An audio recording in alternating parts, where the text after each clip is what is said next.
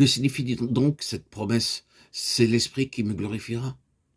C'est lui qui me glorifiera parce qu'il prendra de ce qui est à moi et qu'il vous l'annoncera. Jean 16, 7, 14. Quelle est donc cette gloire de Christ? Que doit nous révéler l'Esprit? Et comment nous la révèle-t-il? Par les Écritures, nous savons ce qu'est la gloire de Christ. Nous y lisons ceci. Tu l'as couronné de gloire et d'honneur. Tu as mis toutes choses sous ses pieds. Nous ne voyons pas encore maintenant que toute chose lui soit assujettie. Hébreux 2, 7, 8. Toutes choses lui ont été soumises. Notre Seigneur voit donc sa gloire dans le fait que toutes choses lui ont été données.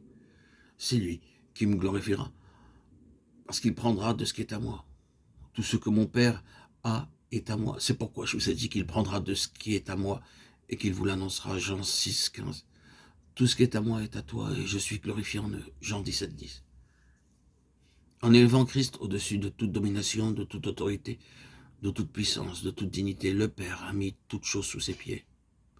Il lui a donné le nom qui est au-dessus de tout nom, afin qu'au nom de Jésus, tout genou fléchisse.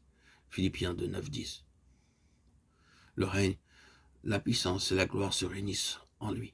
À celui qui est assis sur le trône et à l'agneau soit la louange, l'honneur, la gloire et la force au siècle des siècles. Apocalypse 5, 13.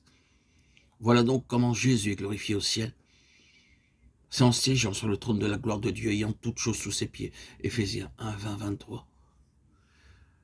Quand le Saint-Esprit vient glorifier Jésus en nous, c'est sous cet aspect-là qu'il nous révèle sa gloire. Il prend de ce qui est à Christ et nous l'annonce. Ceci ne veut pas dire qu'il nous donne un aperçu, une idée, une vision de la gloire de Christ telle qu'elle est dans les cieux. Bien, là, il vient nous l'assimiler par une expérience personnelle. Eh bien, là, il nous rend participants dans notre vie intérieure. Il vient nous faire voir Christ en nous. Car c'est par l'Esprit de Dieu que nous recevons toute notion vivante, toute connaissance véritable de Christ. Quand Christ entre en nous comme un faible nouveau-né, quand il se développe et grandit et qu'il est formé en nous, Galates 4, 19, quand nous apprenons à nous confier en lui, à lui obéir et à le servir, tout cela est déjà l'œuvre du Saint-Esprit. Et pourtant, même alors, il peut encore rester en nous. Comme chez les disciples, beaucoup d'obscurité et de nombreuses lacunes. Mais quand ensuite le Saint-Esprit complète son œuvre, venant nous révéler le Seigneur glorifié, le trône de sa gloire s'établit dans notre cœur et il domine tout ennemi. Toute force propre doit faire sa reddition, toute pensée devenir captive. Tout doit obéir à Christ pour que de notre nature ainsi renouvelée s'élève ce chant de louange. Gloire à celui qui est assis sur le trône. Apocalypse 5, 13.